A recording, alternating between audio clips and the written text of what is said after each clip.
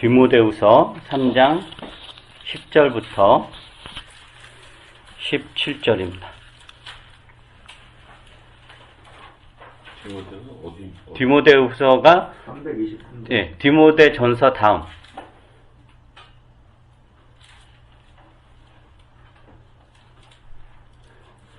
그 성경은 몇 페이지죠? 323. 323. 네. 찬송가랑 합본되어 있는 거하고 페이지 수는 달라서. 네. 디모데후서 3장 10절부터 17절까지 제가 읽겠습니다. 그러나 그대는 나의 가르침과 행동과 위안과 믿음과 오래 참음과 사랑과 인내를 따르며 안디옥과 이고니온과 루스드라에서 내가 겪은 박해와 고난을 함께 겪었습니다. 나는 그러한 박해를 견디어냈고 주님께서는 그 모든 박해에서 나를 건져내셨습니다. 그리스도 예수 안에서 경건하게 살려고 하는 사람은 모두 박해를 받을 것입니다. 그런데 악한 자들과 속이는 자들은 더욱더 악하여져서 남을 속이기도 하고 속기도 할 것입니다. 그러나 그대는 그대가 배워서 굳게 믿는 그 진리 안에 머무십시오. 그대는 그것을 누구에게서 배웠는지를 알고 있습니다. 그대는 어려서부터 성경을 알고 있습니다. 성경은 그리스도 예수를 믿는 믿음으로 말미암아 그대에게 구원에 이르는 지혜를 줄 수 있습니다. 모든 성경은 하나님의 영감으로 된 것으로서 교훈과 책망과 바르게 함과 의로 교육하기에 유익합니다. 성경은 하나님의 사람을 유능하게 하고 그에게 온갖 선한 일을 할 수 있게 하는 것입니다. 오늘은 이제 우리는 무엇을 믿는가? 그 8번째인데, 기독교 신앙에 있어서 성경이 어떤 역할을 하는지, 그리고 우리는 성경을 통해서 무엇을 배워야 되는지, 성경을 어떻게 읽어야 되는지에 대한 이야기를 하려고 합니다. 그러니까 굉장히 많은 이야기인데, 이 20분, 30분의 짧은 시간에 아주 그냥, 일부를 이야기하는 거니까, 시중에, 기독교 서적에 성경은 어떻게 읽을 것인가, 성경은 우리에게 어떤 역할, 그런 관련된 책들이 굉장히 나와 있으니까, 하나라도 사서 나중에라도 읽어보시면 좋을 것 같습니다. 이 디모데후서는, 사도 바울이 디모데라는 젊은 목회자에게, 청년 목회자에게 보내는 목회적 권면입니다. 디모데 전서, 디모데후서. 그리고 오늘 우리가 읽은 이 본문은 이제 성경에 관한 권면입니다. 이때 사도 바울이 이 디모데에게 보낸 편지에서 이야기한 성경은 우리가 지금 있는 신약은 아니고, 왜냐면 이때는 신약이 형성되던 시기였으니까 구약을 이야기할 것입니다. 그러나 이제 우리가 이제 성경이 완성된 이 시점에선 신구약 전체다라고 우리가 볼 수는 있죠. 성경에 관한 이야기인데, 우선 10절부터 13절은 어떤 내용이냐면은 그리스도 예수 안에서 경건하게 살려고 하는 사람, 즉 예수 그리스도를 따르고 그의 뜻대로 살려고 하는 사람은 어떻게 되냐? 모두 박해를 받을 것이다 라고 합니다. 그러니까 이 세상에서 예수 그리스도를 믿는다고 해서 떵떵거리고 잘 먹고 잘 사는 게 아니다 라는 거죠. 그리스도 예수 안에서 경건하게 살려고 하는 사람은 모두 박해를 받을 것이다. 물론 이 시대마다 이 박해의 내용은 다르겠죠. 이 당시에는 물리적인 박해가 있을 거고, 오늘날 우리에게는 굉장히 물리적 박해는 없을지 몰라도 자본주의라든가 그런 세속적인 욕망과 야망, 이런 것과의 충돌이 생기고 그로 인해서 일어난 갈등, 이런 것도 박해다. 그리스도 안에서 우리가 경건하게 살려고 할 때 일어난 박해다라고 할 수 있을 것 같습니다. 그러면서 또 세상은 점점 더 어떻게 되냐? 계속 악해진다. 즉 세상이 하나님과 예수 그리스도의 선의, 기독교의 선의를 받아들이지 않는다. 오히려 더 악해질 거다라는 이야기를 합니다. 그럼 이런 세상에서 신자들은 이제 자신을 지켜야 됩니다. 자신의 믿음과 하나님과 예수 그리스도에 대한 신앙을 지켜야 되는데, 그럼 그것을 어떻게 지킬 수 있는가라는 거죠. 사도 바울은 그것을 우리가 성경을 통해 지킬 수 있다라고 합니다. 그래서 성경은 단순히 기록된 어떤 책이 아니라, 사도 바울은 하나님의 영감으로 기록된 책, 즉 성경은 하나님의 영감으로 기록된 책, 즉 하나님 말씀이다라는 거죠. 이 하나님 말씀으로 우리는 이 험난한 시대에서 우리 자신을 지킬 수 있다라는 이야기를 하는 겁니다. 그래서 우리는 이제 이 성경을 통해서 무엇을 알게 되냐면은 하나님의 뜻이 무엇인지, 그리고 하나님과 세상은 어떤 관계를 맺고 있는지, 사람을 향한 하나님의 마음은 어떠한지, 그리고 하나님과 사람 사이의 유일한 중보자이신 예수 그리스도는 어떤 분이신지, 이런 것들을 우리가 성경을 통해서 알 수 있습니다. 그리고 예수 그리스도의 행적과 그 행동, 그리고 가르침을 통해서 우리는 참된 진리가 무엇인지를 배웁니다. 그것을 오늘 읽은 말씀에서는 어떻게 이야기하냐면은 그 15절 이하에서는 성경이 어떤 기능을 하냐? 구원에 이르는 지혜를 준다. 그리고 교훈과 책망과 바르게 함과 의로 교육하기에 유익하고 하나님의 사람을 유능하게 하고 그에게 온갖 선한 일을 할 수 있게 한다. 그게 뭐냐? 성경이다 라는 거죠. 그러니까 여러분이 이제 이런 말 많이 들어봤을 거예요. 성경은 양식, 영의 양식, 이런 이야기 많이 들어봤죠. 하나님의 말씀은 양식이다, 이런 이야기를 많이 들어봤을 거예요.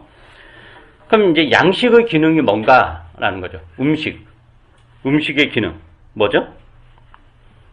당연히 사람의 생명을 유지하게 하는 에너지원이죠. 그러니까 먹지 않으면 죽죠. 뭐 하루 안 먹는다고 죽는 건 아니지만 결국 안 먹게 되면 이제 죽는 거죠. 그런데 이 양식은 1년의 어느 한 시점에 한 번 많이 먹어서 또 해결되는 건 아니죠. 그러면 얼마나 좋겠어요. 우리가 매년 1월 1일에 1년치 음식을 다 먹을 수 있다. 그리고 나서 그걸로 1년을 살아갈 수 있다. 그러면 정말 행복할 거예요. 매일 밥 안 해도 되고 뭐 먹을까 걱정하지 않은 거. 그냥 1월 1일에 딱 해버리면. 근데 이제 그럴 수 없죠. 그냥 아무리 많이 먹어도 그날 먹은 거는 그냥 그날로 끝나는 거예요. 아무리 내가 어제 저녁에 온갖 그 산의 진미로 배를 가득 채웠어도 그 다음날 오늘 저녁에는 배가 고파서 라면이라든지 끓여 먹어야 되는 그런 거죠. 그러니까 매일매일 먹어야 된다라는 거예요. 그리고 또 어릴 때 내가 엄청나게 많이 먹었다고 해가지고 성인이 되어서는 안 먹어도 되나, 이런 건 아니다라는 거. 매일매일 먹어야, 매일매일 적당히 먹어야 이제 건강하게 생활을 하면서 살 수 있죠. 그래서 성경이 이제 신자의 양식이다. 양식이다라는 것은 신자의 매일의 삶이 하나님의 말씀으로 이루어져야 된다라는 것을 의미합니다.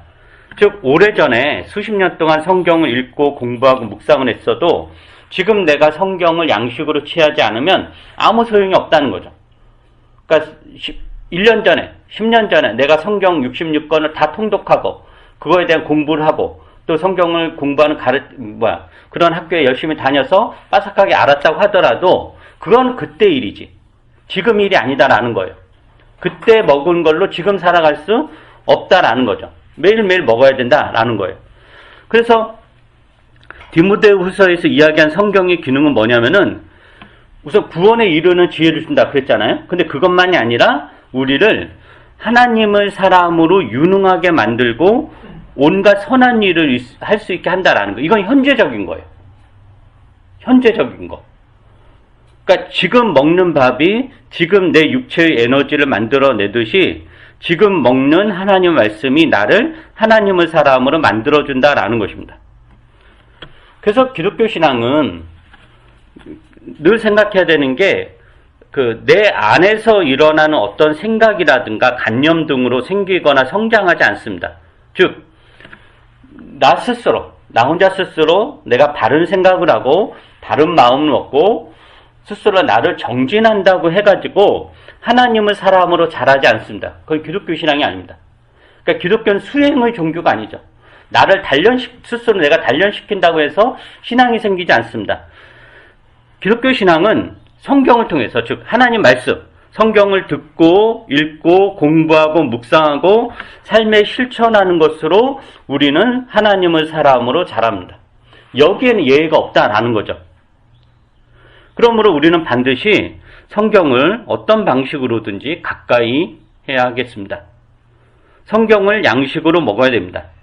성경을 읽든지 묵상하든지 공부하든지 삶에 어쨌든 실천하고 설교를 듣든지 이런 식으로 우리는 그것을 꾸준히 섭취하는 것으로 매일매일 하나님의 사람으로 자라간다라는 것입니다. 그렇게 해야 우리는 하나님의 사람으로 있을 수 있습니다. 그리고 또 하나 생각을 해야 될 건 뭐냐면은 이 성경이 하나님의 영감으로 기록된 문서다라는 것을 잊지 말아야 됩니다. 하나님의 영감으로 기록된 문서다라는 것은 우리가 성경을 읽고 공부할 때 세상의 어떤 여타 책들을 읽고 공부하는 것과는 달라야 된다라는 거예요. 랄프 마틴이라는 유명한 신약학자가 있는데 이분이 이런 이야기를 했습니다. 계시는 신앙의 분위기에서만 효력이 있다라는 이야기를 했습니다. 계시는 신앙의 분위기에서만 효력이 있다. 이게 무슨 말이냐면은 우리는 성경을 읽고 공부할 때 그리고 설교를 들을 때 성경을 강의하는 설교를 들을 때 이 성경이 하나님의 말씀이다라는 것을 믿는 것을 전제로 하고 공부하고 읽고 설교를 듣는 거지 우선은 내가 한번 공부를 해봐서 내 판단에 이게 하나님의 말씀인지 아닌지 한번 가려보고 내 판단에 하나님의 말씀이 나는 믿고 그렇지 않으면 안 믿겠다 라는 식으로 성경을 공부하는 것이 아니다라는 거예요. 그러니까 우리는 성경 앞에서 객관적이지 않습니다. 우리는 성경을 판단하는 위치에 있지 않습니다. 우리는 성경을 하나님의 말씀이다라는 이미 그 전제를 깔아놓고 성경을 대합니다. 그렇게 해야 이 성경이 우리에게 주는 유익을 취할 수 있습니다. 이게 바로 계시는 신앙의 분위기에서만 자란다, 효력 있다라는 것, 그런 이야기입니다. 그래서 우리는 어떤 형식으로든지 성경을 우리의 양식으로 취할 때, 즉 성경을 읽거나 여러분이 공부하거나 교회에서 설교라는 어떤 행위가 이루어지거나 묵상을 하거나 할 때 반드시 뭐가 들어가냐면은 기도라는 게 들어가죠. 기도라는 것은 지금 우리가 대하는 이 성경이 하나님의 말씀이라는 것을 인정하는 것. 성경이 하나님의 말씀이기 때문에 우리가 성경을 공부할 때 하나님 깨닫게 해주시고 인도해 주시기를 바라는 그런 신앙 고백의 단계입니다. 기도가. 그러므로 기도 없이는 결코 성경을 공부할 수 없습니다. 이 성경이 우리를 구원에 이르게 하고 하나님의 사람으로 자라게 하기 위해서는 반드시 기도가 있어야 됩니다. 자, 이제 지금까지는 이제 일반적인 이야기를 한 거예요. 이제 일반적인. 그 다음에 이제 이야기할 건 이거예요. 이제 우리가 이런 질문 해보죠. 성경을 단일한 구조와 논리 혹은 사상으로 어떤 일관된 논리로 해석할 수 있는가? 뭐 쉽게 이야기하면 성경이 이제 66권이잖아요. 구약 39권, 신약 27권, 그리고 쓰여진 배경도 다르고, 저자도 다 다르고, 그리고 그 독자들도 다르고, 그 쓰여진 언어도 다르고, 시대적 배경도 이렇게 다 다르단 말이에요. 굉장히 그렇게 다른 그 성경 66권을 어떤 하나의 그 일관된 어떤 논리로, 일관된 구조로, 해석할 수 있는가? 즉, 성경 전체를 관통하는 그 핵심 주제가 있는가? 그리고, 그런 핵심 주제에 맞추어서 성경을 해석해야 되는가? 이런 이제 질문이 있을 수 있습니다. 예를 들면 여러분이 이제 성경을 읽다 보면 사람은 기본적으로 일관성을 추구하거든요. 그러니까 일관성을 추구한다는 거는 막 이렇게 어지럽혀져 있는 것보다 정리된 거가 편하죠. 아무리 어지럽게 사는 사람도 그래도 그 어지럽게 사는 그 세계에서 나름대로 정리를 한단 말이에요. 그러니까 일관적이고 이런 것들.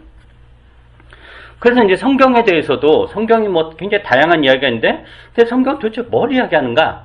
이게 많은 신학자도 그래서 계속 그 성경의 전체를 관통하는 주제를 찾으려는 많은 신학자들이 애를 썼고 이론을 발표했죠. 그런 게 뭐 여러 가지가 있죠. 성경은 뭐 율법과 은혜라는 그 패러다임으로 그걸로 이제 해석하는 사람도 있고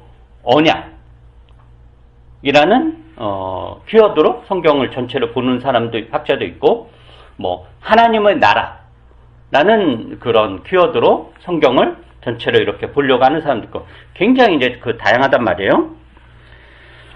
그러면 이제 그래서, 그런 질문, 성경을 하나의 어떤 단일한 어떤 구조로 이렇게 읽어낼 수 있는가라는 그런 질문에 대해서는 사실은 그렇다. 그리고 아니다. 둘 다 답변을 할 수 있습니다. 둘 다. 그럼 이제 그렇다. 즉, 성경 전체를 간통하는 주제가 있는가? 즉, 성경 전체를 간통하는 주제가 있다면은 성경은 굉장히 다양한 이야기를 하고 있는데 우리가 그걸 해석을 해야 되잖아요. 해석하고 적용해야 되는데 그럼 해석하고 적용한 기준이 있어야 되는 거죠. 그러니까 간통하는 주제란 그 기준인 거죠. 그런 기준이 있는가라고 그랬을 때 있다라고 하는 거죠. 그 핵심 사상이 있다라는 거예요. 그게 뭐냐면은 예수님께서 말씀하셨는데 하나님 사랑과 이웃 사랑이다라는 거예요. 즉 사랑이에요. 성경 66권에는 무수한 이야기들이 있어요. 굉장히 많은 다양한 인물들이 나와서 굉장히 다양한 이야기들을 펼치고 그리고 그 다양한 사람들이 오늘날 우리 관점은 도대체 이해가 안 되는 그런 많은 일들이 있는데 그런 것도 우리가 어떻게 해석해야 되냐? 그 해석의 기준이 뭐냐? 그랬을 때 바로 사랑이다라는 거죠. 그 핵심 사상이 그 사랑이다라는 거예요. 누가복음을 한번 볼까요? 누가복음.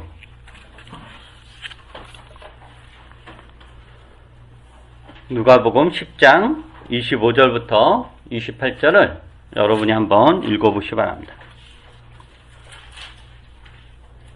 누가복음 10장 25절부터 28절입니다. 다 찾으셨나요? 한번 여러분이 읽어보세요. 시작. 어떤 율법 교사가 나서 예수를 시험하려 하였다. 선생님, 내가 무엇을 해야 영생을 얻겠습니까? 예수께서 그에게 말씀하셨다. 율법에 무엇이라고 기록하였으며 너는 그것을 어떻게 읽고 있느냐? 그가 대답하였다. 내 마음을 다하고 내 목숨을 다하고 내 힘을 다하고 내 뜻을 다하여 주 너의 하나님을 사랑하여라 하시고 또 내 이웃을 내 주의 사랑하여라 하셨습니다. 예수께서 그에게 말씀하셨다. 내 대답이 옳다. 그대로 하여라. 그리하면 살 것이다. 한 율법교사가 예수님에게 어떻게 영생을 얻겠습니까? 라고 묻습니다. 그래서 예수님이 이 사람에게 율법, 즉 율법인지 성경이죠. 뭐라고 되어 있느냐? 넌 그것을 어떻게 읽고 있느냐? 라고 물어요. 예수님이 두 가지를 묻는 거예요. 율법에, 즉 성경에 무엇이라고 기록되어 있느냐? 그리고 너는 그것을 어떻게 읽고 있느냐? 이 두 가지거든요. 그러니까 율법에 무엇이라고 기록되어 있느냐는 기록된 글자죠. 문자죠. 뭐라고 써 있느냐 이거예요. 근데 그 뭐라고 써 있느냐를 어떻게 하는 거죠? 어떻게 읽고 있느냐, 즉 어떻게 너는 해석을 하느냐라고 묻는 거예요. 해석과 적용에 관한 거죠. 즉 너는 기록된 글자를 읽고, 즉 성경을 읽고 그것을 어떻게 하고 적용을 하느냐라고 예수님 되물어요.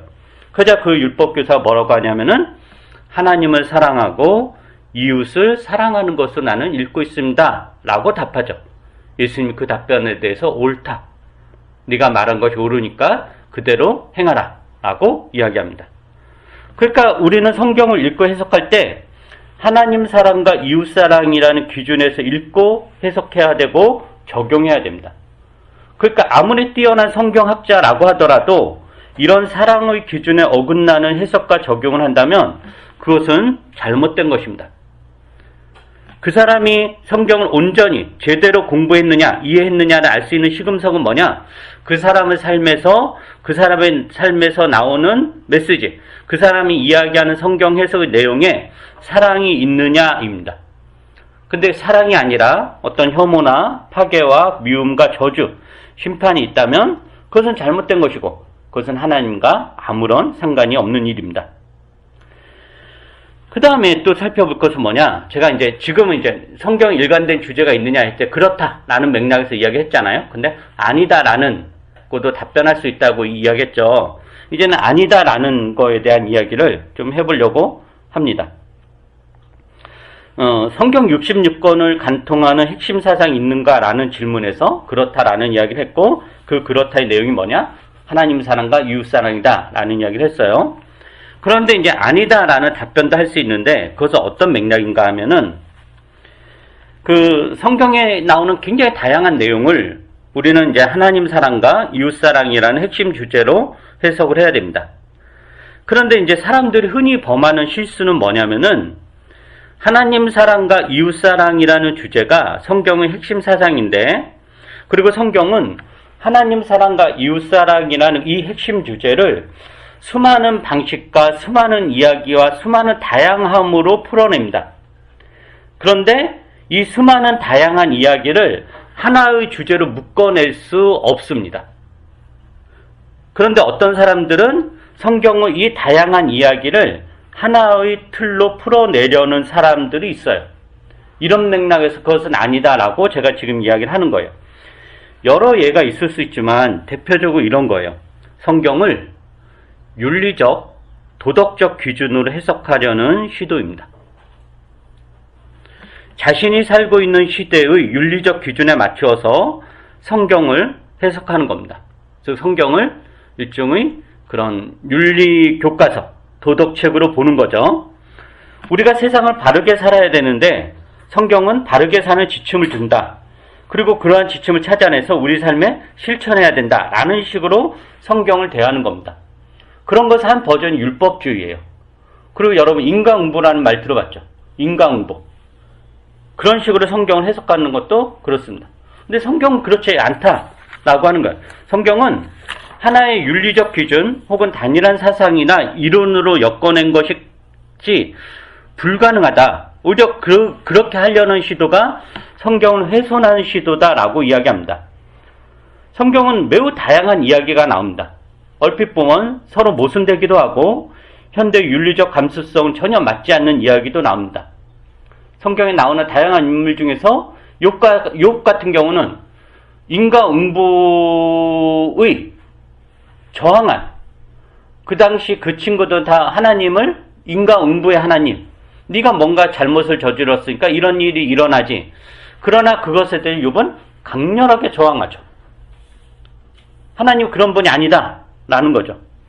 그래서 성경의 다양한 이야기가 우리에게 주는 한 가지 교훈은 뭐냐?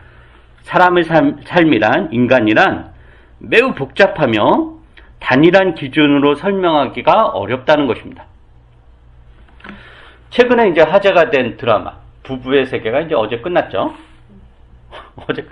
어제 막방을 보신 분들 너무 갑자기 결론이 희한하게 돼가지고 그랬는데, 어쨌든 그 부부의 세계를 보면은 거기에는 절대적으로 악한 사람, 절대적으로 선한 사람이 나오지 않습니다. 때로는 악하고 때로는 선하죠. 한 캐릭터가 때로는 믿고 때로는 불쌍하고 때로는 이해가 안 되고 때로는 이해가 됩니다. 나쁜 사람에게서 선함이 엿보이고 착한 사람에게서 나쁜 어떤 것이 보이기도 합니다. 모두가 다 손가락질을 해도 그 안에 일말의 진실을 담고 있습니다. 복잡하다라는 거죠. 복잡하다. 근데 복잡하면 어떻게 될까요? 복잡하면 우리가 쉽게 욕할 수 없습니다. 사람이 어떤 사람에 대해서 욕할 때는 그 안에는 그 사람의 어떤 것을 굉장히 단순화시켜야만 욕을 할 수 있어요. 저 인간은 나쁜 인간이라고 아주 단순화시켜야만 손가락질하고 욕할 수 있는데, 그래서 굉장히 복잡한 어떤 사람의 감정과 행동과 사안들을 사람들이 계속 단순화시키려고 그래요. 왜요? 욕해야 되니까. 욕하기 너무 쉬우니까. 그래 계속 단순화시키는데 그렇지 않다라는 거죠. 굉장히 복잡하다. 그러니까 굉장히 복잡하니까 쉽게 욕할 수 없고 함부로 판단하고 비난할 수 없게 됩니다. 그런데 사람들은 복잡한 것을 싫어하고 단순한 것을 좋아하고, 그리고 단순화시켜야 편안하고, 그리고 그렇게 해야 욕을 해도 찔리지 않고 편안하니까. 왜냐하면 절대적으로 악해야 욕을 해도 즐겁게 욕할 수 있는 거잖아요. 그런데 무언가 판단하기 복잡하면은 욕을 해도 찝찝하다라는 거예요. 그래서 그것을 피하려고 하급적 이제 단순화 시키는 거죠. 무조건 악마화 시켜야 욕을 하기 편하니까 어떤 사안의 복잡성을 보지 않고 단순화 시켜서 판단해 버립니다. 그러니까 복잡한 것 그대로 받아들이는 것을 굉장히 불편해한다라는 겁니다. 성경은 매우 다양한 이야기를 담고 있습니다. 굉장히 복잡합니다. 이 복잡한 것을 억지로 하나의 틀로 하나의 어떤 걸로 만들어내는 게 사실은 성경을 훼손하는 겁니다. 인간의 삶이 복잡한 것처럼 성경 이야기도 복잡합니다. 그래서 이것을 하나의 틀로 읽고 해석하는 잘못을 우리는 범하지 말아야 됩니다. 우리도 그렇죠. 우리 개개인의 삶, 우리의 삶이 일관성이 있는가? 하나의 이론, 하나의 틀로 우리 각자의 인생과 삶을 설명할 수 있는가? 저는 그렇게 생각하지 않습니다. 그런 사람이 있죠. 화를 내면 안 돼. 이런 어떤 일관성으로 자신의 삶을 설명하는 사람은 화가 일어나는 어떤 상황을 무조건 부인하죠. 부정하고, 억누르고. 그리고 이해가 안 되죠. 왜 나는 화내면 안 되는 사람이 나한테 하라는 거 있을 수 없는데? 왜 화가 나? 이런 거죠.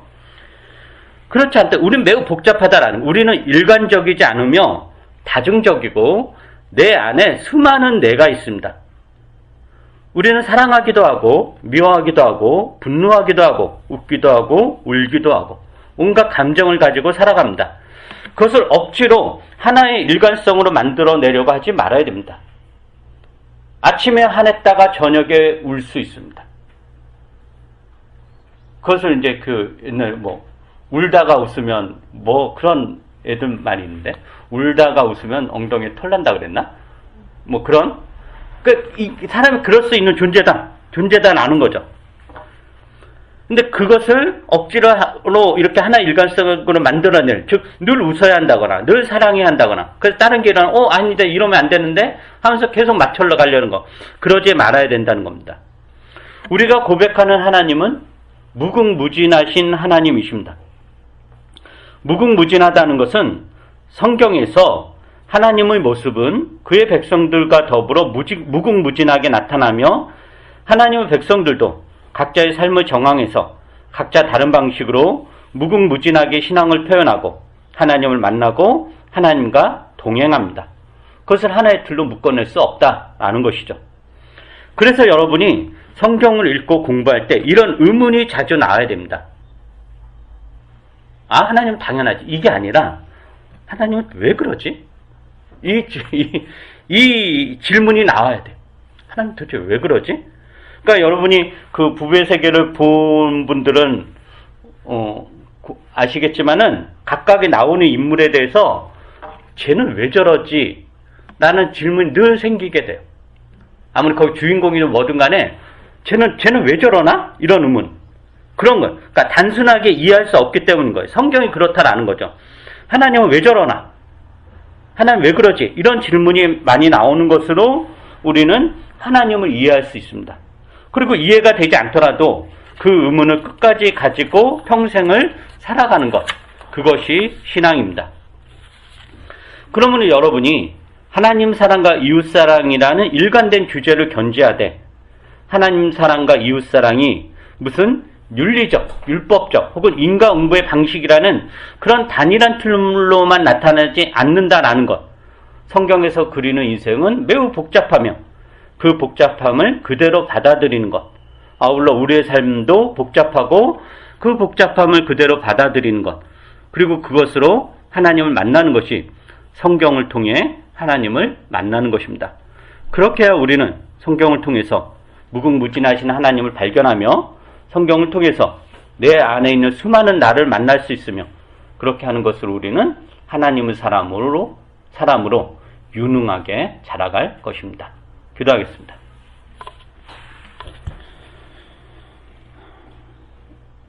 하나님, 우리를 고아처럼 내버려 두지 않으시고 성경을 통해 우리에게 늘 말씀해 주시고 우리의 삶을 인도해 가십니다.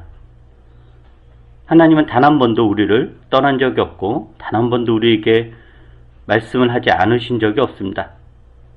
우리의 게으름과 우리의 안악함으로, 우리의 욕심으로 주의 말씀 멀리하고 때로는 거부하고 그랬을 뿐이지 늘 주님은 우리에게 말씀하십니다. 주께서 우리에게 주신 이 계시를 우리가 소중하게 여기고 성경을 통해서 하나님이 얼마나 무궁무진하시게 일하시며 우리의 삶을 끌고 가시는지를 우리가 이해할 수 있도록 도와주시옵소서. 그래서 이 성경을 통해서 우리가 하나님 유능한 사람을 잘하고 온갖 선한 일을 할 수 있는 그런 사람들이 될 수 있도록 은혜를 베풀어 주시옵소서. 감사드리며 예수님 이름으로 기도합니다. 아멘.